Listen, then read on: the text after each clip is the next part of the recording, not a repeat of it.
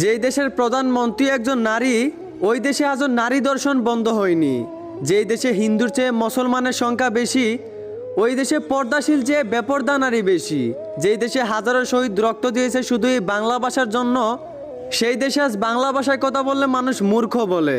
এই দেশে সুৎকুর ঘুষখোর থাকে পাঁচতলায়, আর সঠিক পথে চলনেওয়ালা মানুষ থাকে জেলখানায়। এই দেশে যারা অন্যায় করে তাদের বিচার হয় না, যারা অন্যায়ের বিরুদ্ধে কথা বলে তাদের বিচার হয়। এই দেশে কিছু মানুষ গরিবের পেটে লাত্তি মেরে সুদের টাকায় বিল্ডিং করতেছে পাঁচতলা।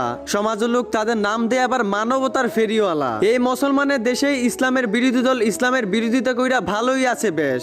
মাঝপথে উচিত কথা বলতে যাইয়া আলেমদের জীবন হয় জেলখানায় শেষ। এই দেশের বিচারকরা এক কাপ চায়ের কাছে বিক্রি হয়ে যায়, আবার এই দেশের মানুষ উচিত বিচার খুঁজে। আরে বোকা মানুষ, এই দেশে যদি উচিত বিচার হইতো তাহলে আজ আলেম উলামারা থাকতো না জেলে।